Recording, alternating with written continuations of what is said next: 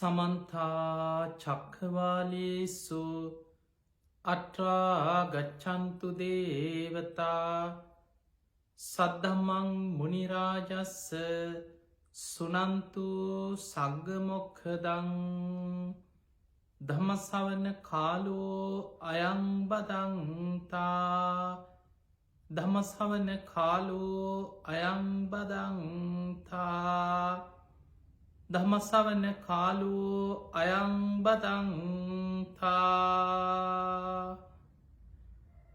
නමෝ තස්ස භගවතු අරහතෝ සම්මා සම්බුද්දස්ස නමෝ තස්ස භගවතු අරහතෝ සම්මා සම්බුද්දස්ස නමෝ තස්ස භගවතු අරහතෝ සම්මා සම්බුද්දස්ස හැම දිනාටම තෙරුවන් සරණ ප්‍රාර්ථනා කරමින් අද ඔබ හැම දෙනාම කොළඹ ටෙලිවිෂන් මෙත් සදහම් විකාශය ඔස්සේ ඔබේ ජීවිතයට වැදගත් ධර්ම දේශනාවක් ශ්‍රවණය කරන්න සූදානම් වෙන්න.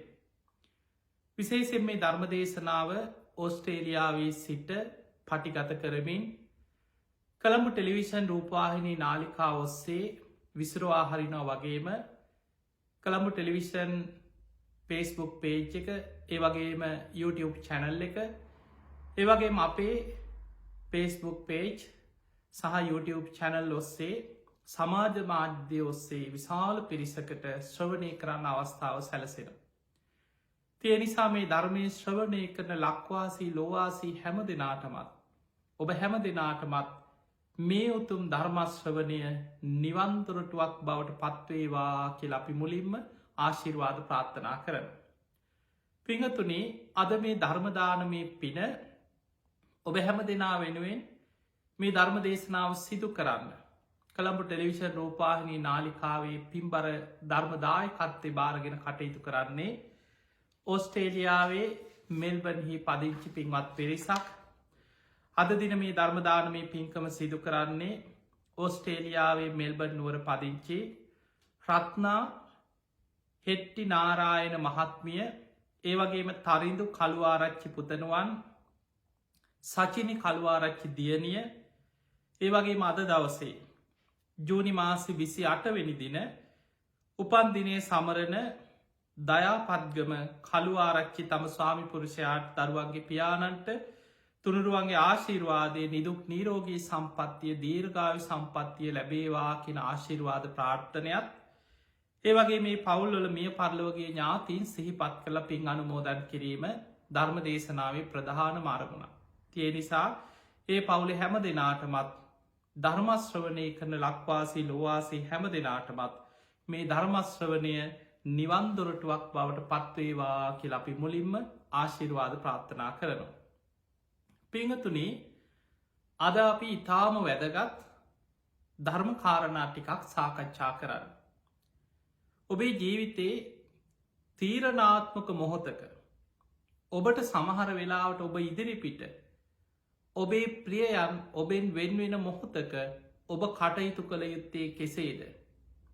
ධර්මයේ දන්න කෙනෙක් හැටියට, බණ අහලා තියෙන කෙනෙක් හැටියට එවැනි මොහොතක කලබල වෙන්නේ නැතුව බුද්ධිමත්ව නුවණින් පස්සේ පසුතැවෙන්න තියාගන්නේ නැතුව ඔබ කටයුතු කරන්නේ කොහොමද? අද අපි මේ ධර්ම දේශනාවේ අපි එවැනි කාරණා ගොඩක් ඔබට කියලා දෙන්න සූදානම් වෙනවා.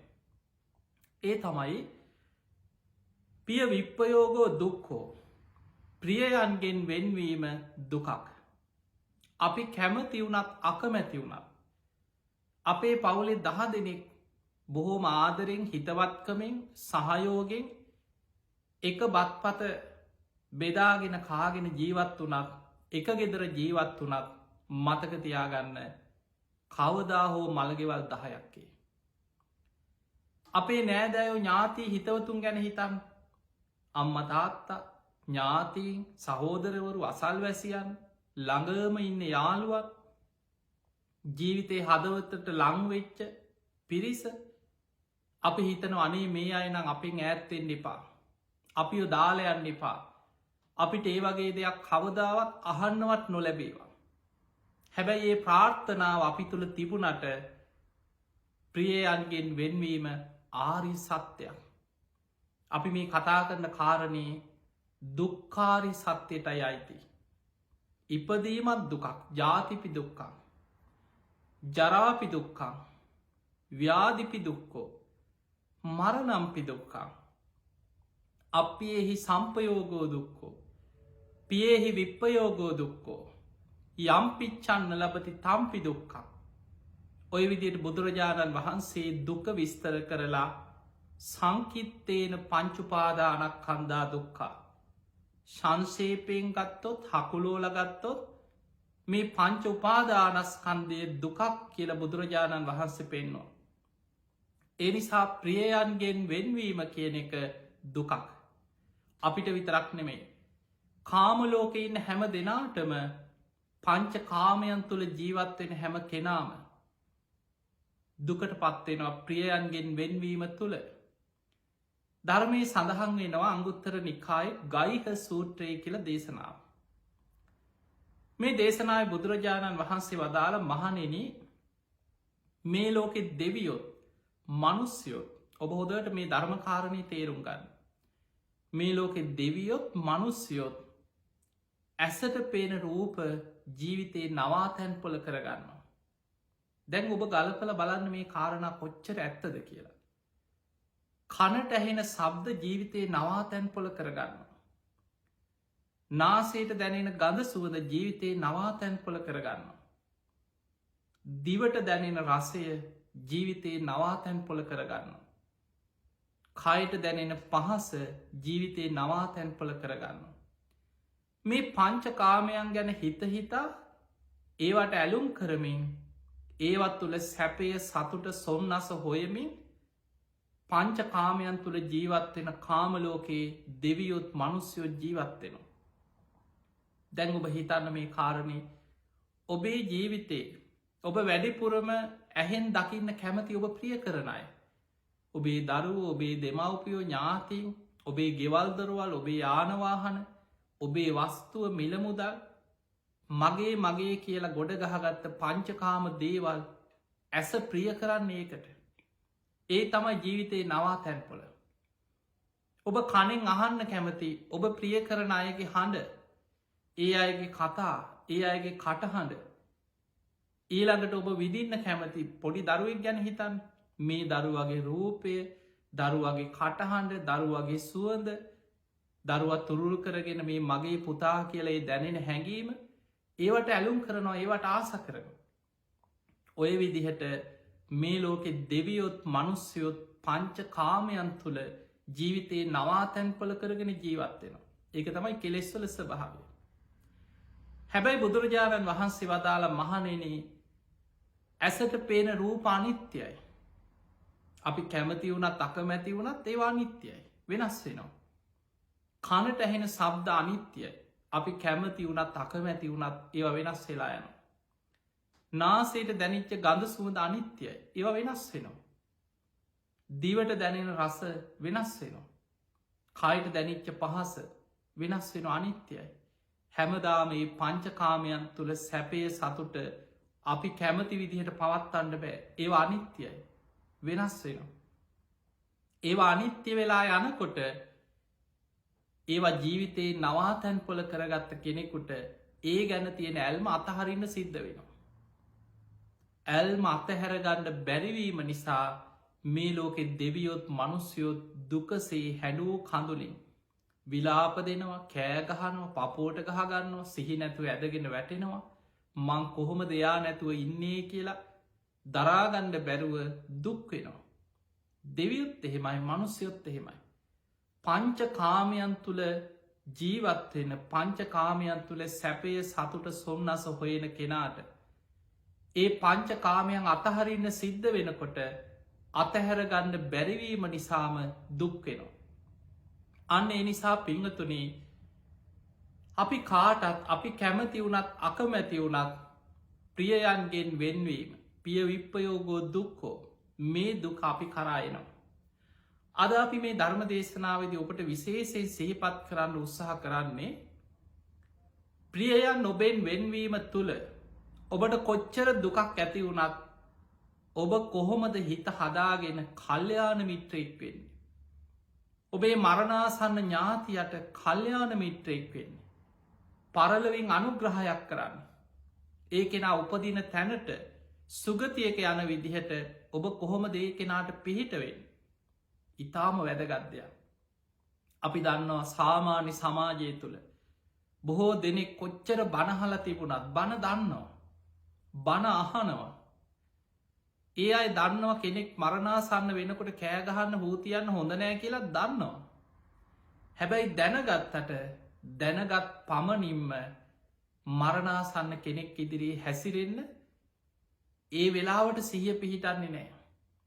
බොහෝ වෙලාවට මරණාසන්න ඥාතියට ආදරී නාමෙන් හතුරෙක් බවට පත්වෙනවා ළඟඉන්න ප්‍රිය කෙනා. සමහර වෙලාවට කෑ ගහගෙන හූතියාගෙන අඩනවා. අඩාගෙන ඇඟට පනිනවා. දාලයන් එපෝ කියාගෙන ඇගේ එල්ලිලා අතේ එල්ලිලා බදාගෙන අඩනවා. දැන් ඔබ හිතන්න කෙනෙක් මරණාසන්න වෙනකොට මරණයක් දුකක්. එයා කැමැත්තෙන් අතහරිනව නෙමේ.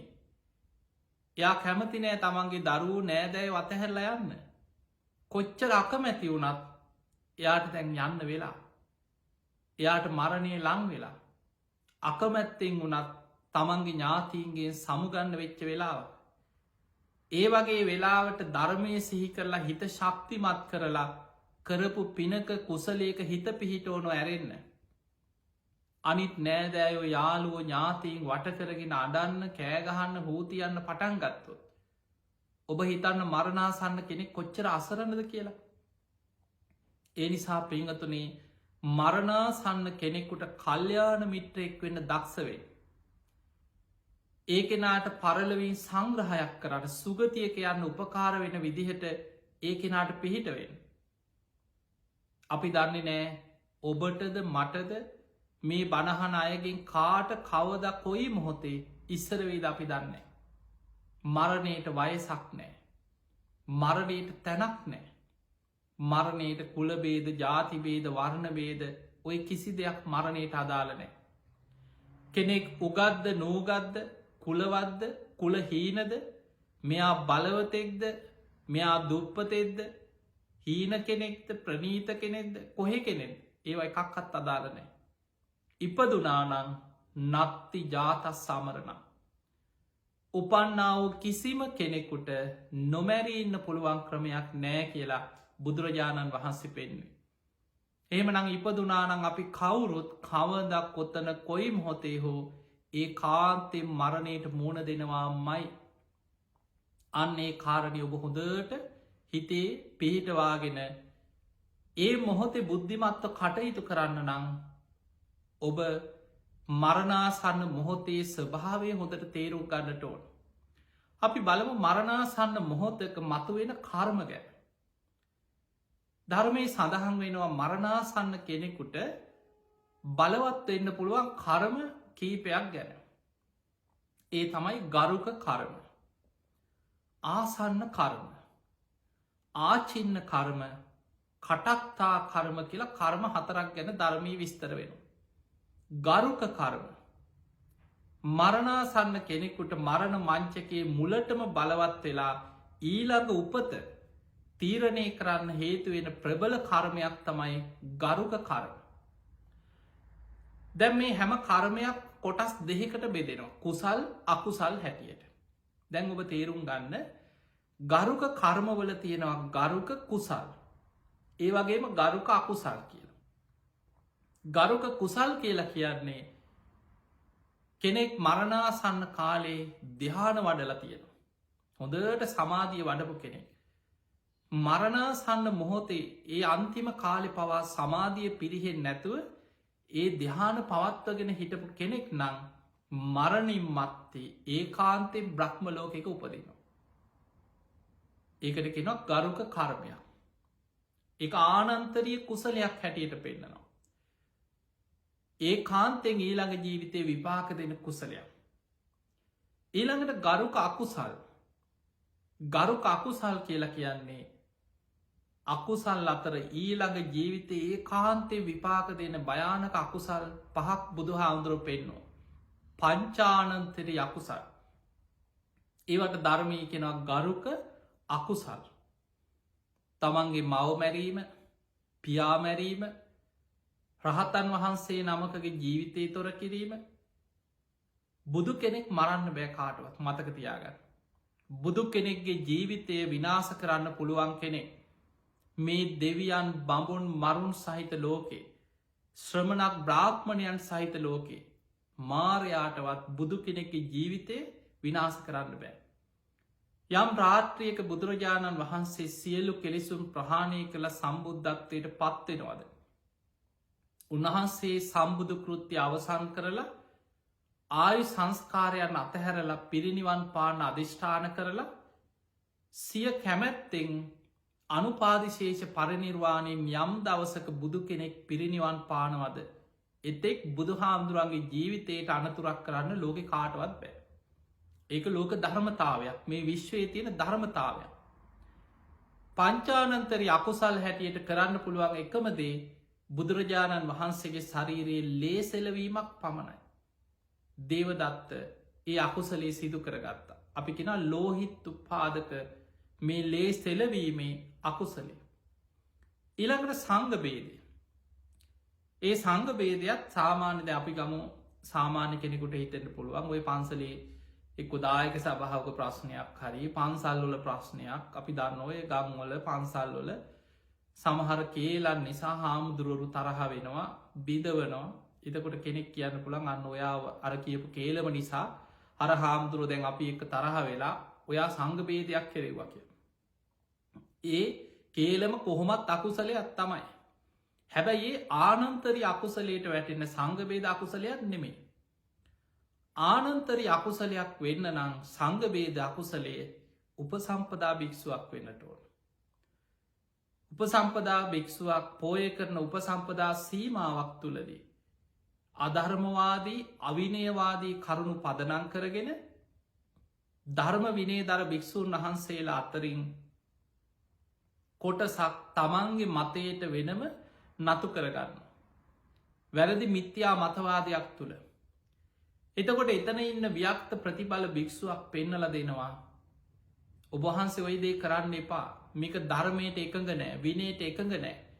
ඔබහන්සේ ඔයිදේ කරොත් සංගභේදයක් වෙනවා කියලා තුන් වතාවක් පෙන්නල දෙනවා. ඒ තුන් වතාවම පිළිගන්නේ නැතුව සංඝයා වෙනම තරහ වෙලා පෝය සීමාවෙන් වෙන් වෙලා යනවා. ඊළකට ඒ වෙන් වෙලා ගිය පමණින් සංගභේදයක් වෙන්නෙත් නෑ. ඒ පිරිස පෝය කරද්දී එකම පෝය සීමාවේ දෙපැත්තට බෙදිලා වෙන වෙනම පෝය කර්ම කරනු. අන්න එතකොට සංගභේද අකුසලේ සිද්ධවේ. එහෙම නම් අපිට පේනවා දැන් මෙන්න මේ පංචානන්තරි අකුසල් සංගභේදය බුදු කෙනෙක්ගේ ලේසලවීම මවමැරීම පියාමැරීම රහතන් වහන්සේ නමකගේ ජීවිතයක් ගාතනය කිරීම. මෙන්න මේ අකුසල් පහ යමෙක් මේ ජීවිතය තුළ පෙරජීවිතයක නෙමේ. පෙරජීවිතය කෙරුණ නං ඊළඟ ජීවිතය විපාක දෙනවා මයි. ඒ නිසා මේ ජීවිතය යම් කිසි කෙනෙක් අතින් එවැනි පංචානන්තරි අකුසලයක් සිදුවෙලා නං ඊළඟ ජීවිතයේ කාන්තෙන් කල්පයක් මහානිරේ අපායට වැටෙනවා මයි. ඒක ලෝක ධර්මතාවය. බුදු කෙනෙකුටවත් ඒ කර්මය වෙනස් කරන්න පුළුවන්කමක් නෑ. මතකතියාගන්න අජාසත්ත රජ්ජුරු. තමන්ගේ පියා මරල පීට්ටූ ගහතන අකුසලයක් කරගත්ත. පස්සේ පසු තැවුණ. තමන්ගෙන් වෙච්ච වැරැද්ද තේරුණා ඒ තේරෙනකොට වැරදිලා ඉවරයි. නිතර බුදුරජාණන් වහන්සේ මුණගැහෙන්නාව. බුදුරජාණන් වහන්සේගෙන් හිතහදාගන්න උපදෙස්සිල්ලනෝ. බුදු හාමුදුරු බණ කියනවා. නිතර බණැහුවා. අජාසත්ත රජ්ජුරු බුදුරජාණන් වහන්සේ පිරිනිවන් පෑවා කියලා දැනගත්ත වෙලාවේ තුන් වතාවක් සිහිසුම් වුනා කියනවා. බේත් ඔරු තුනක බස්සල තමයි රජ්ජුරුවන්ට සිහිය ගත්තේ.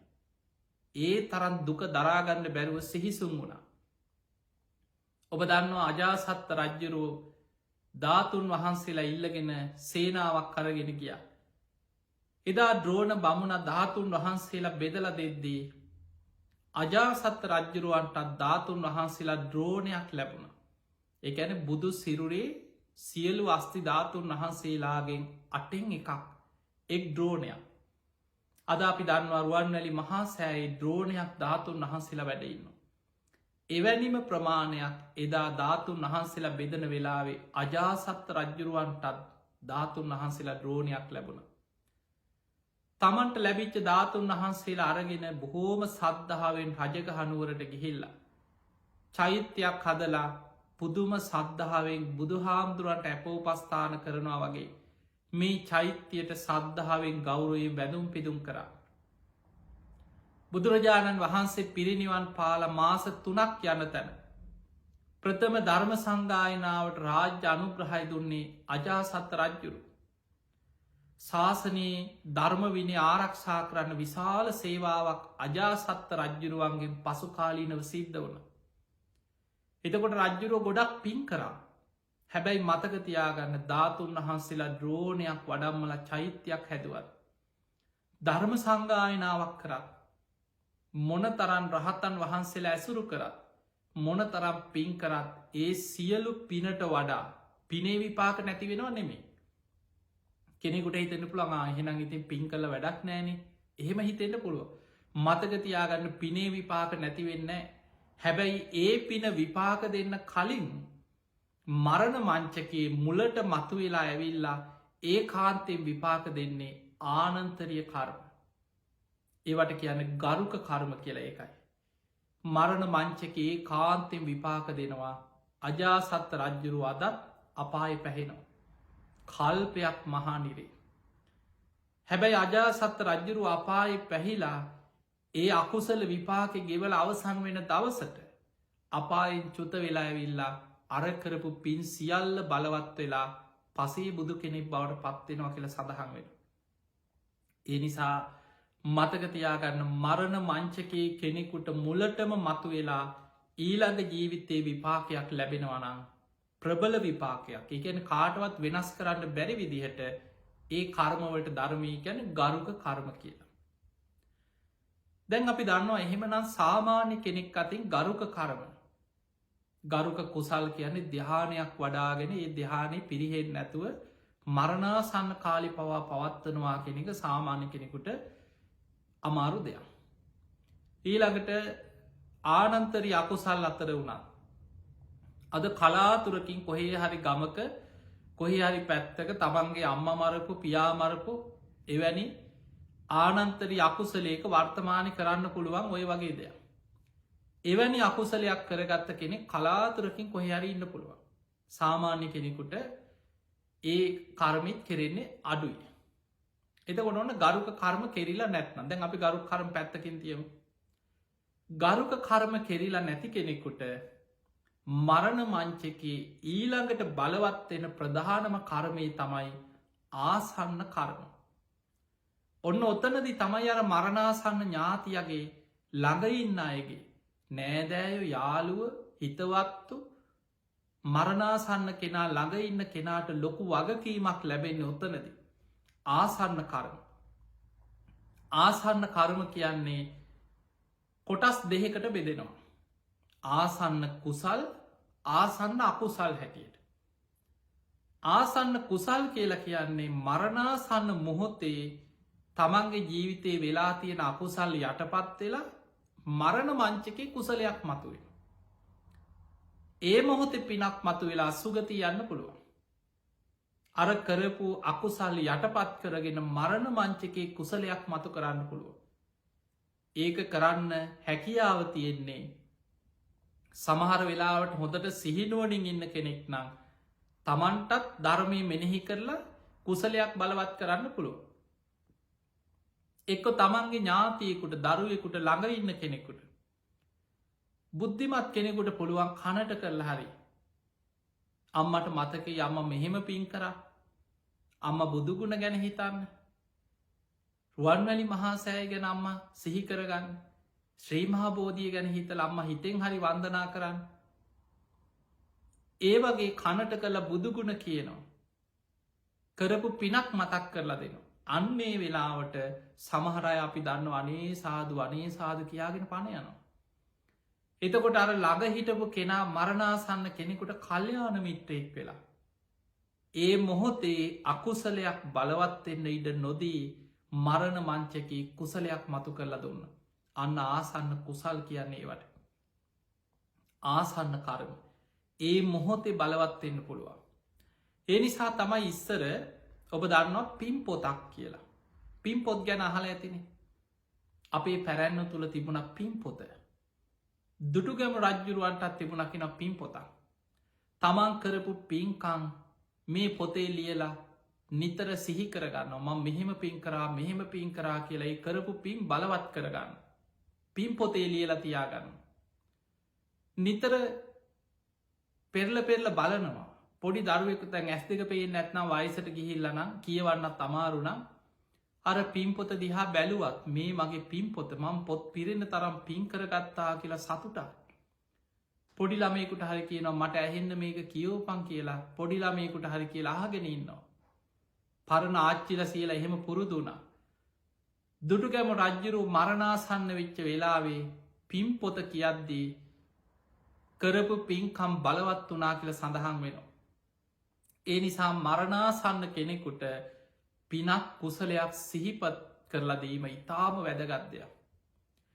ඊළඟට ආසන්න අකුසල් තියෙන ඒක භයානක දෙයක්. ඒ ආසන්න අකුසලයක් බලවත් නොවෙන විදිහට මරණාසන්න කෙනාළඟ කටයුතු කරන ඔබ දක්ෂ වෙන්නට ඕන. බොහෝ වෙලාවට වර්තමානි ධර්මය නොදන්න ඥාතීන් නෑදෑය වට වුනා කියලා කියන්නෙම මරණාසන්න කෙනාට අයහපතා. කරපු පිනක්කත් සෙහි කරගන්න බැරි අවස්ථාවක්ෙන්. ඔබ හිතන්න වට කරගෙන අඩනකොට මූුණ බදාගෙන ඇඟ බදාගෙන අඩනවා දාලයන් එපෝ අපි නැතුව කොහොමද ඉන්නේ කිය අඩනකොට ඒ කෙනාට ධර්මය සිහිකරගන්න වෙලාවක් නෑ. සමහර වෙලාවට හොඳට සිල් රැගපු උපාසකම්ම කෙනෙ. කාලයක් බණහපු අම්ම කෙනෙ. නිතර දන්දීල පින්කං කරපු අම්ම කෙනෙ. හැබැයි මරණ මංචකේ අර නෑදෑයෝ දරුවෝ වටවෙලා කෑගහනකොට හූ තියෙනකොට. අර එකක්කත් මතක නැතුව සමහලාවට කේන්තිය ආසාාව ඇල්ම අතහැරගන්න බැරිකම දුක පිරියයන්ගෙන් වෙන්වීම ඔය වගේ වේදනාවත් එක්ක අකුසලයක් බලවත් වෙලා මරණයට පත්වෙලා දුගතිය වැටෙන්න්න පුළුව. සුගතිී යන්න තිබ අවස්ථාවර අන්තිම මොහොතේ අකුසලයක් මතුවීම නිසා නැති වෙන. ඒවට කියනවා ආසන්න අකුසල්.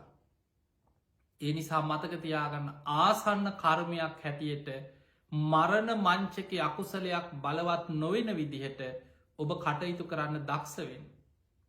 පිංහතුනි ධර්මී ඔබ අහල ඇති ගිරිමානන්ද සූට්‍ර ගිරිමානන්ද ස්වාමීන් වහන්සේ ගිලං වෙච්ච වෙලාවේ. බුදුරජාණන් වහන්සේ ආනන්ද හාන්දුරන්ට සිහි කරල දුන්න ආනන්ද ගිරිමානන්ද භික්‍ෂුව කියන්නේ දස සංඥා වඩපු කෙනෙ. උන්වහන්සේට දස සංඥා ගැන කියලදේ. ආනන්ද හාමුදුරු බුදු හාමුදුරන්ගෙන් අහල දැනගෙන ගිරිමානන්ද ස්වාමීන් වහන්සේට මේ දස සංඥා ගැන කියද්දී තමන් වඩපු ගුණධර්ම සිහි කරලා දුන්න අර පින් කරපු කෙනාට පින මතක් කළ දෙනවා වගේ. ඒ දස සංඥාව හිත පිහිටිය. මහා කාශ්‍යප මහරහතන් වහන්සේ ගිලං වෙච්ච වෙලාවේ. උන්වහන්සේ හොඳට බොජ්ජංග වඩපු කෙනෙ බොජ්ජංග ධර්ම සිහිපත් කරලා දුන්න හිත පිහිටිය. මහා කස්ස පත්තේර බොජ්ජන්ගේ. ඊළඟට මුගලං හාමුදුරු ලෙඩ වෙච්ච වෙලාවෙත් බොජ්ජංග ධර්ම මහා මොග්ගල්ලානත්තේර බොජ්ජන්ගේ සඳහන් වෙනවා. අනාත පින්ඩික සිටතුමා ගිලං වෙච්ච වෙලායි බුදු හාමුදුරු වැඩම කළයි අවස්ථාවක සෝතාපත්ති අංග ගැන පැහැදිලි කරලා දුන්න. ඒකට හේතු අනාත පින්ඩික සිටතුමා සෝවාන් වෙච්ච කෙනෙ. තමා තුළ තියෙන සෝතාපත්ති අංග සිහිපත් කරලා දෙනකොට සූපත් වුණ. එතකොට ඔය වගේ කෙනෙක් වඩපු යම් ගුණයක් තියෙනවනං ඒ ගුණේ සිහි කරලා දෙන එක වටිනව මරණාසන්න කෙනෙකුට. අපි දන්න අපේ පැරැන්නෝ ඔබ බලන්න ඔබේ අම්මල තාත්තල ආච්චිල සියල පරණ ගංවල සිදුවීම ඔබ නිකං හිතන් කෙනෙක් ලෙඩ වෙලා මරණාසන්න වෙනකොට. එක් වෛද්‍යවරුත් කියනවා දැම් මෙයාට කැමති ආසා කරන දෙයක් කණ්ඩ බොන්න දෙන්න මෙයා දැන් සනීප කරන්න අමාරුයි දැම් මේ අන්තිම කාලේ ඉතින් ඔය වගේ ඔබ දන්නවා සමහරලාට වෛද්‍යවරු කියන අවස්ථා තියෙන. එවැනි වෙලාවක දරුවෝ බුද්ධිමත් වනහම සමහරලාවට ඔන්න ස්වාමීන් වහන්සේ නමක් වඩම්මල පිරිට්ටිකක් කියෝ. ඒ වෙලාවෙ පිරිකරක් හරි ගෙනහලාර අම්මට අතගස්සල පූජ කරෝනු. අර ස්වාමීන් වහන්සේලාට පිරිකරක් පූජ කරෝනු. ඊළඟට ගෙදර දානයක් දෙනවා. අර අම්ම උත්සගෙන හරි ඇවිල්ලා දානය හැන්දක් බෙදෝනු. එතකොට ඔය විදිහට කෙනෙක් ජීවත් වෙලා ඉන්න අන්තිම කාලේ එයාට මරණ මංචකයේ බලවත් වෙන විදිහට දානාදී පින්කං කරවනු. ඊළඟට යාලාව පිරිකර අතගස්සලහරි ඇදේ හිටියත් පූජ කරෝනු. ළඟ ඉන්න කෙනා දක්ෂ වෙන්න ඕනෑ නිතර ලෙඩරෝග ඉඩකඩම් ප්‍රශ්න දරුවන්ගේ ප්‍රශ්න සහෝදරයන්ගේ ප්‍රශ්න කේලක් කියන්නේ නැතුව සමහරලාවට සමහර අවස්ථා බොහොම අවාසනාවන්ත සිදුවීම් තියෙනවා. අපි දන්නවා සමහර සිදුවීම් ඒවා මේ මාධ්‍යවලින් කියන්නත් නුසුදුසු සමහර සිදුවීම්. සමහර දෙමවපියෝ මරණාසන්න වෙච්ච වෙලා මේ පණයන්න ඔන්න මෙන්න දුවගෙන ගිහිල්ලා කොලයක් ගෙනහි ලස්සන් ගන්න ඇගිලි අස්සන හරි ගහගන්නවා ඉඩම ලියාගන්න.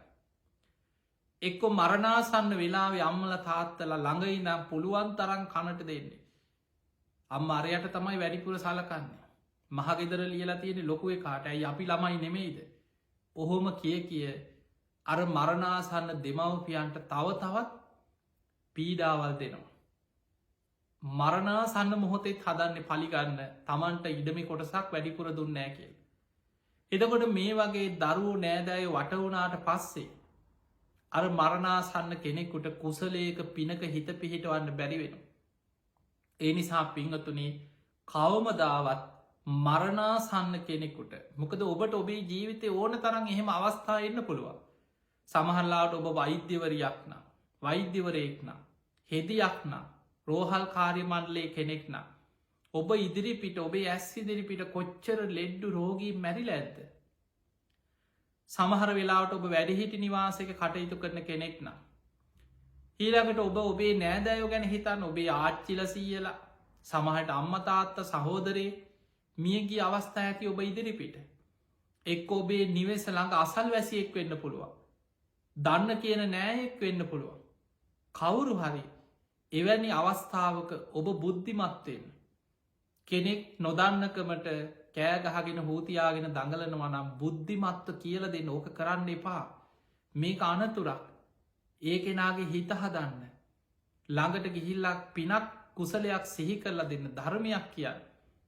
ඒ විදිහට ඔබ බුද්ධිමත්වෙන්නට ඕන්. ඔබට පුළුවන් මරණාසන්න කෙනාට පිහිටවෙන්. පිංහතුරි මතකතියාගන්න කෙනෙක් අවුරුදු 60ක් 70ක් 80ක් 90ක් ජීවත්වෙනවා කියන්නේ. ජීවිත කාලෙ කොච්චර බැදීන් ගොඩක් ඇතිකරගන්නවාද කියලා හිතන්න.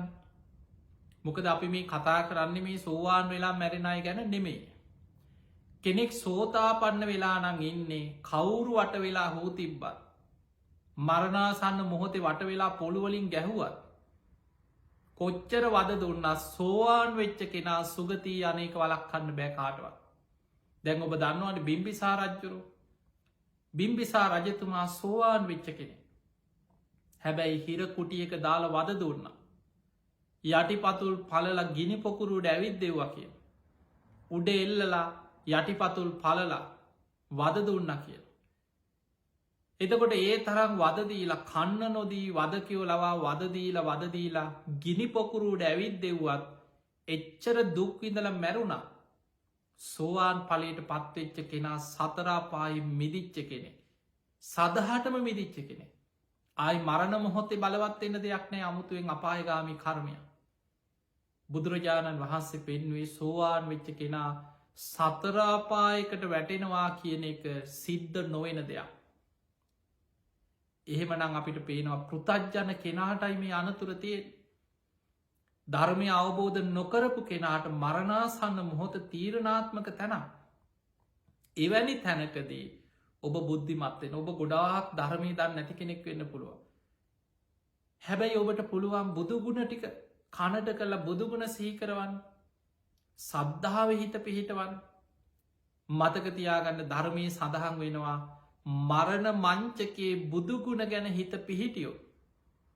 දහසක් අකුසල් යටපත් වෙලා සද්ධාව බලවත්වෙන. ඒ තරම් ප්‍රබල පිනක් බුදුගුණ මනසිකාරය. ආසන්න කර්ම හැටියට අකුසල් බලවත්වෙන්න ති බවස්ථාව යටපත් වෙලා කුසල් බලවත්වෙන්න පුළුවන් බුදුගුණ සිහිකිරීම තුළ. ඒ නිසා නිතර කනට කරලා හරි සමහර වෙලාවට අපි දන්නවා සමහරය ස්පිරිතාලවල දැන් අදගත්තහම ඉස්සර නම් බොහෝ දෙනෙක් එක්කො ගෙවල් වල තමයි ලෙඩ වෙලා ගමේ වෙද මහත්තයෙක් ඇවිල්ල බැලුවා ගෙදර තමයි පණයන්. අද එහෙමනමේ අද බොහෝ වෙලාවට රෝහල් වල දැඩි සත්කාරයකවල ස්පිරිතාලවල තමයි බොහෝ දෙනෙක් මැරෙන්. එවැනි වෙලාවක ඔබට නිතර ළඟඉඳගෙන ලොකු දෙයක් කරන්න බැරිවෙයි. ලෙඩෙක් බලන්න යන්න දෙන්නෙත් වෙලාවකට. ඊළඟට ළඟ ඉන්න දෙන්න සමහර දැන් දැඩි සත්කාරයකවල වගේ මේ ගිහිල්ල ළඟ නෑදෑයන්ට වාඩි වෙලා ළඟින් ඉන්න බෑ. හැබැයි ඔබ බලන්න ගිය වෙලාවට හරි. සමහර වෙලාවට ඔබේ ඥාතියා කං ඇහෙන්නේ නෑ වගේ ඉන්න පුළුවන්. එකන ඇස්හරින්නෙත් නෑ. කට ඇරල කතා කරන්නෙත් නෑ. අතපය හොළවන්නෙත් නැහැබැයි මැරිලත් නෑ. එවැනි මොහොතක කනට කරලා හරි බුදුගුණ ටිකක් කිය. හැම වෙලේම සිහි කරන්න අම්මට මතක දම්ම මෙහෙම දාන් දුන්න. අම්ම මේ විදියට පින්කං කරපු කෙනෙ. අම්ම මේ වගේ පින් කරා මේ වගේ දන් දුන්න. අම්ම කොච්චර පින් කරගත්තද. ඒ පින් සිහි කරන්න අම්ම සිහි කරගන්න කියලා ඔබ ළඟට ගිහිලා කනට කරලා හරි නිතර සිහි කරවන්න. ඒක තමයි ඔබට මරණාසන්න කෙනෙකුට කල්්‍යාන මිත්‍රයෙක් වෙන්න තියෙන ක්‍රමේ. එනිසා පින්වතුනි ආසන්න කර්ම. මරණාසන්න මොහොතේ කෙනෙකුට පිනක් කුසලයක් බලවත් වනොත් ආසන්න කර්මයක් හැටියට ඊළඟ ජීවිතයේ කාන්තෙන් සුගතිය උපදින. ඒවට ධර්මය පෙන්නන්නේ අකුසල් මැඩලන කුසල්. තමන්ගේ ජීවිතය වෙච් අකුසලුත් තියෙනවා හැබැයි ඒවා යටපත් කරගෙන මරණ මංචකේ කුසල් බලවත්වෙන. ආසන්න කුසල්. ඒක අනික් පැත්ත තමයි භයානක. කුසල් මැඩලන අකුසල්. මරණාසන්න වෙලාවේ දන්දීලා සිල් රැකලා පින් කරලා තිබ්බ කෙනෙකුට වනත් පිනක් සිහි කරගන්න පරිසරයක් නැත්නම්. හූ තියෙන කෑගහන බයවෙච්ච තැනක බයවෙලා තැති අරගෙන මැරෙන්න්න වුණොත් පණයන්න සිද්ධ වුණොත් බොහෝ වෙලාවට අර කරපු පින් කුසල් යට පත්වෙලා ඒ මොහොතට ආසන්න කර්මයක් හැටියට අකුසලයක් මතුවෙන. ඒ අනතුරක්. ඒ නිසා පිංහතුනේ ඔන්න දැන් අපි කතා කරා මරණාසන්න කෙනෙකුට බලවත්වෙන්න පුළුවන් කර්ම කොටස් දෙකක් ගැන.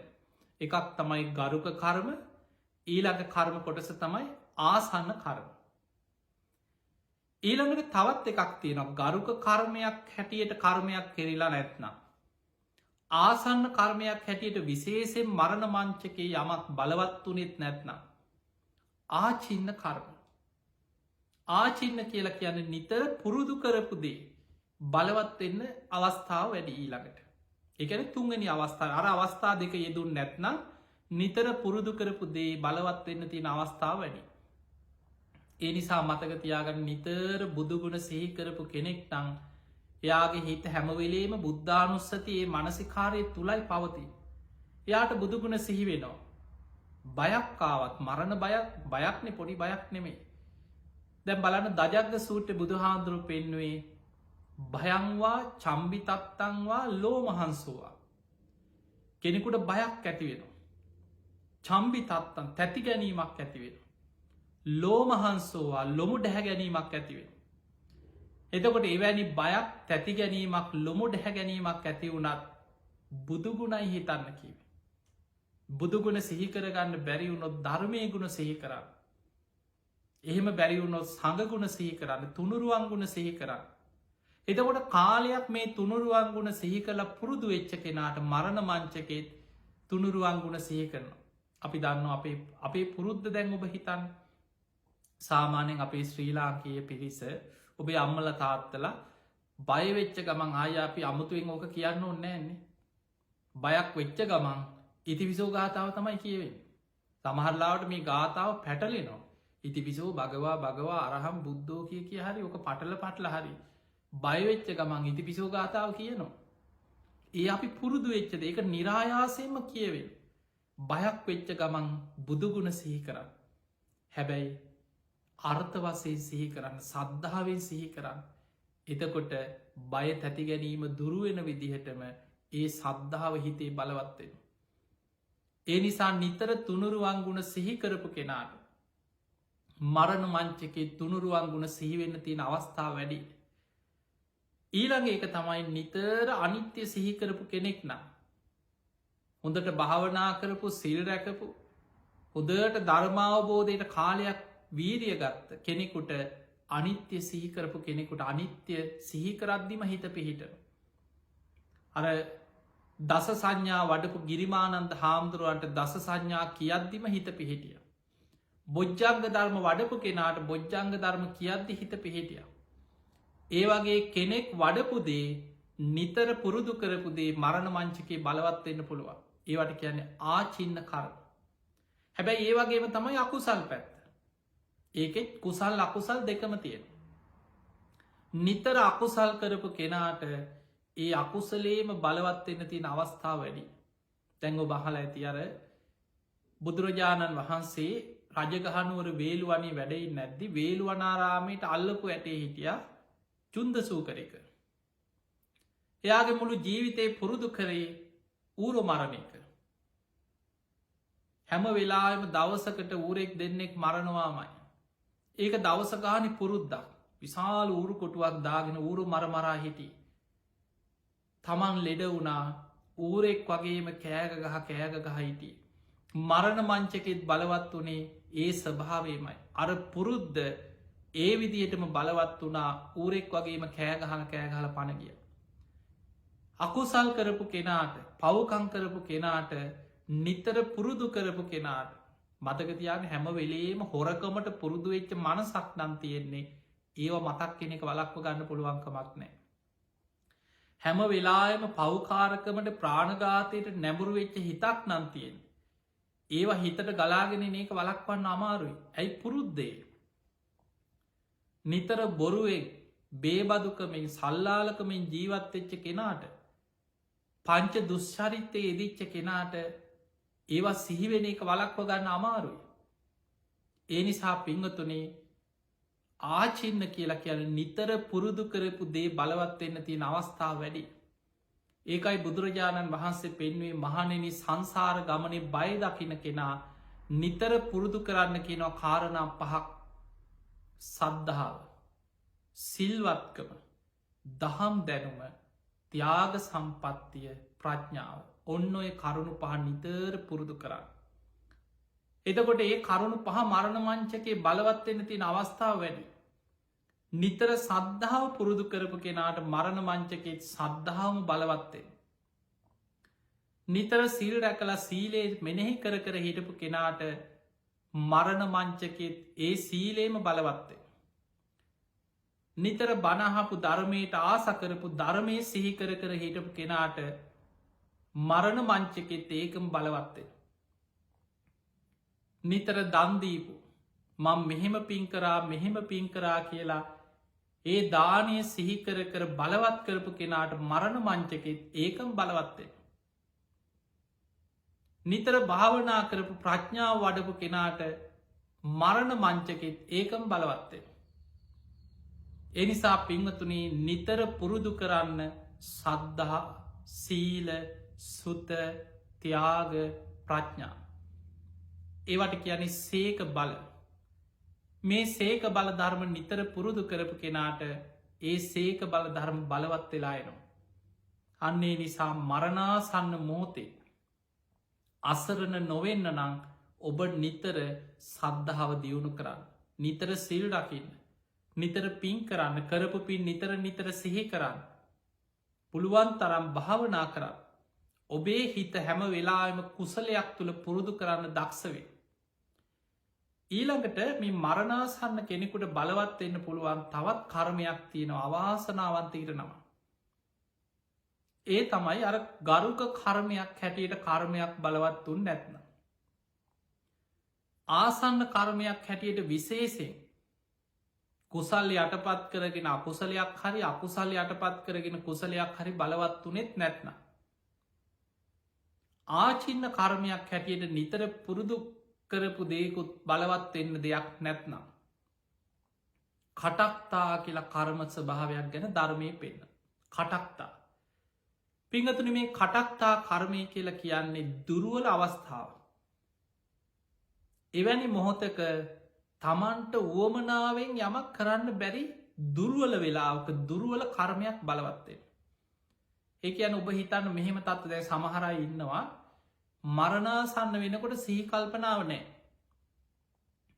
එයාට සිහියෙන් බුදුගුණ හිතල පිනක් බලවත් කරගන්නවත් කෙනෙක් ළඟ ඉදං කියන දෙයක් අහලා මිනෙහි කරලා කුසලික හිත පිහිටවන්නවත් එහෙම නුවනක් නෑ. හැබැයි යා මැරිල නැත්නං සමහරු ඉන්න මැරිලත් නෑ මැරිලා වගේ ඉන්නවා. ඇස්සරින්නෙත් නෑ. කටඇරල කතා කරන්නෙත් නෑ. යන්තන් හැන්දෙන් එක්ක දීවට වතුර ටිකක් දාන්න. එක්ක මොනවහරි දියර පිටිය එකක් යන්තන් පෝඩෝ. සේලයින් එකක් දෙනවා. ඇගේ පණ තියෙනවා හැබැයි කතා කරන්න ඇස්සරින්න ඔහේ ඉන්නවා. එවැනි අවස්ථාවක මතකතියාගන්න හිතේ සිතුවිලි ධාරාව නැති වෙලා නෙමේ. භවාංග චිත්ත පරම්පරාව කියලා අභිධර්මය විස්තර වෙන අපේ මේ සිතුවිලි පරම්පරාව නොසින්දී ගලාගෙන යන චිත්ත පරම්පරාවක් තියෙනවා. එතකොට අපේ හිතට හැම වෙලාම මොකක් හෝ සිතුවිල්ලක් දැන් ඔබ නින්ද හිතන් නින්දෙන් මැරුණොත් උපදිනවද නැන්ත උපදිනවා. සමහරු හිතනො නෑවේ වෙලා ඉතින් අරමුණක් නැති වෙලා එහෙම අපෙන් අහන ඉන්නවා. ඒනං ඉතින් උපදින් නැත්නං ඔන්න උපදින් නැත්නං ඉපදීම නිසා හටගන්න ලෙඩවීම වයිසටයාම මරණය පිය විපයෝගදු අප්‍රිය සම් ඔය දුක්කොක්කොම ඉවරයින හෙන. අපි මේ නිවන් දකිනවා කියලා වීරිය ගන්න මොකටද මේ ඉපදීමෙන් මිදන්න ජරා මරණ සෝක පරිදිව දුක්දොම්නස්වලින් මිතෙන්න. ඒ නිසා නින්දෙන් මැරුණත් හිත ඒ මොහොතේ පවතින හිතට බලවත් වෙච්ච කර්ම විපාකයක් මත ඊළඟ උපත සිද්ධ වෙන. ඒ චුති සිතට අනුව ප්‍රතිසන්ධ චිත්තේ පහළ වෙන. කෙනෙ කවුරුදු ගානක් එක්තැන් වෙලා ඇස්සරින් නැතුව මැරුණ වගේ ඇඳක ඉඳලා පණයනවා. අපි දකිනවා සමහර අටවල් වල සමහර රෝගීන් අවුරුදු ගනම් මැසින් වල ඉන්නවා. ඔය කෝමා වගේ රෝග තත්ව ගැන බහල ඇති. ඇක්සිඩන්ට් වෙලා මොලේ මැරිලා. හැබැයි හදවත වැඩ කරනවා. සමහර අසනීපතියෙනවා එක්ක මොලේට විසබීජයක් ගියා කියයි ස්නායවාබාධයක් කියයි මොලේ මැරීගෙන යනවා. හැබැයි යා මැසින් එකින් ඉන්නවා. එවැනි කෙනෙකුට සිහි කල්පනාවෙන් නුවනින් විමසලා අරමුණක් බලවත් කරගන්න බැරි අවස්ථාවක් වෙන්න පුළුව. හැබැයි එහෙම ඉදලා මැරෙනකොට උපදින් නැතුවනම යා උපදිනවා. අපිට කියන්න බෑ මොනවගේ තත්ත්වයකට එයාගේ හිත පැවතුනේ.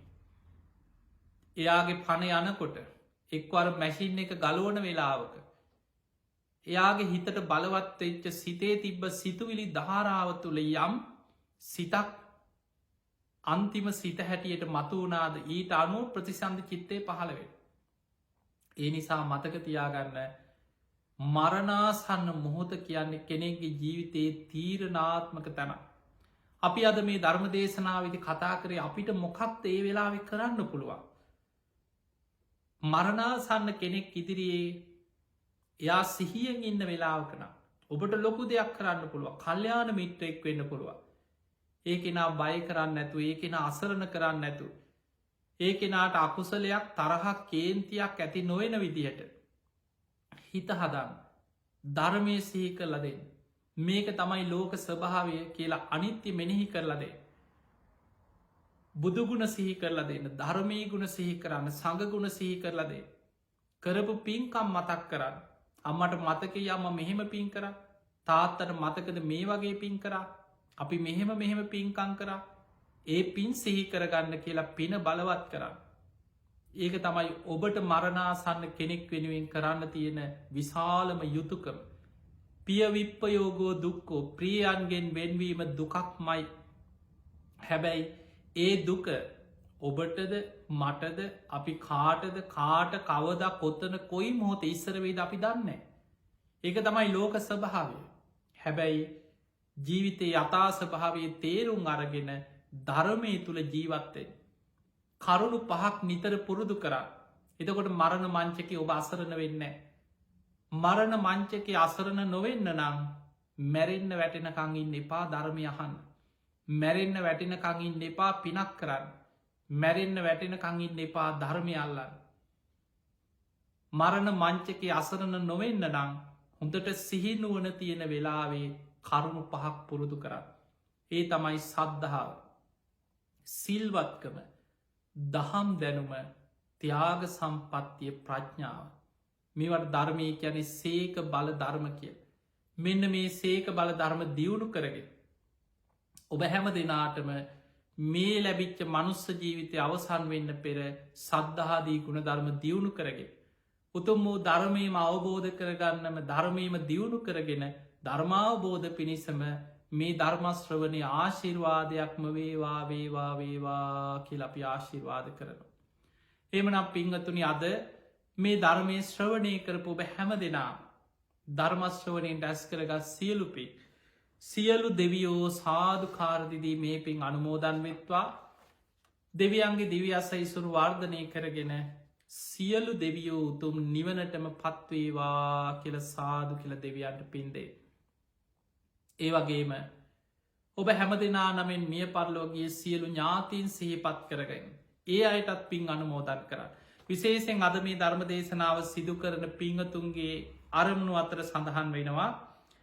මිය පරලවගිය දයාබර දෙමාපියන් වන දෝන සිමාරා අබේවික්‍රම මෑණියන්, චන්ද්‍රදාස කළුආරච්චි පියාණන්, ඒ පොඩිනෝනා මෑණියන්, පොඩි අප්වහාමි පියාණන් ඇතුළු පරම්පරාගත සියලූම ඥාතීන්ට පින් අනුමෝදන් කිරේ. තින් අද ධර්ම දේශනාවේ දායකත්ති ධරණයේ පිංහතුන්ගේ ඒ පරම්පරාගත මිය පල්ලෝගේ ඥාතීන් වගේම ඒ අය තවත් විශේෂෙන් සීපත් කරනවා රට වෙනුවෙන් දිවිපිදූ රණවිරුවන්ට පින්දීම. විශේෂයෙන් මේ දිනවල ලෝකයේම පැතිරීගෙන යන කොරෝනා වසංගතයෙන් මිය පරලවගේ අයට පින් අනුමෝදන් කිරීමත් ලක්වාසී ලොවාසී හැම දෙනාටම නිදුක් නීරෝගී සම්පත්තිය තුන්රුවන්ගේ ආශිර්වාදය ලැබේවා කියෙන ආශිර්වාද ප්‍රාර්ථනාව ඒ පිංහතුන්ගේ අරමුණු අතර සඳහන් වෙනවා.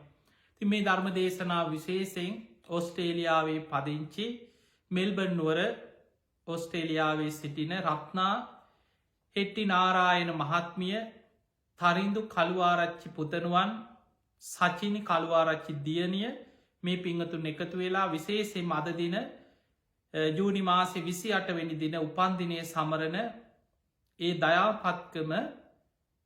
දයාපත්ම කළුආරච්චි තම ස්වාමි පුරුෂයාට දරුවන්ගේ පියාණන්ට තුනුරුවන්ගේ ආශිර්වාදය නිදුක් නීරෝගී සම්පත්තිය ප්‍රාර්ථනා කිරීම අරමුණ.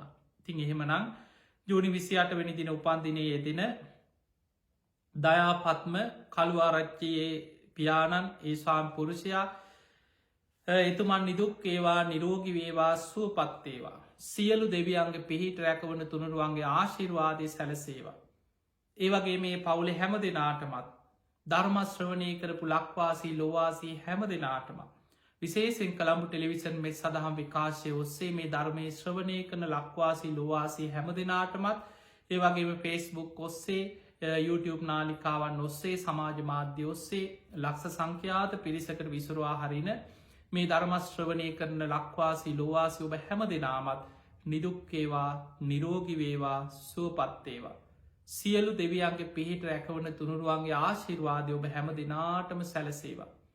ගන්න හෙලෙන හුස්ම රැල්ලක් පාසා තබන පියවරක් පාසා තුනුරුවන්ගේ අනන්ත ආශිර්වාද රැකවන සැලසේවා.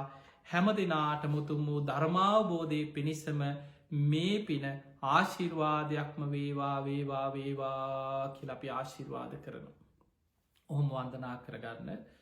අභිවාදන සීලිස්ස නිච්චං වද්ධා ප්‍රචායිනෝ චත්තාරෝ ධම්මා වඩ්ඩන්ති ආයුවන්නෝ සුකම් බලං ආයුරාරෝග්‍ය සම්පත්ති සග්ග සම්පත්ති මේවච අතෝ නිබ්භාන සම්පත්ති ඉමිනාතේ සමිච්චතු. හැම දෙනාම නිදුක්වේවා නිරෝගිවේවා සුවපත්තේවා සුවපත්තේවා සුවපත්තේවා. හැම දෙනාටම තෙරුවන් සරණයි.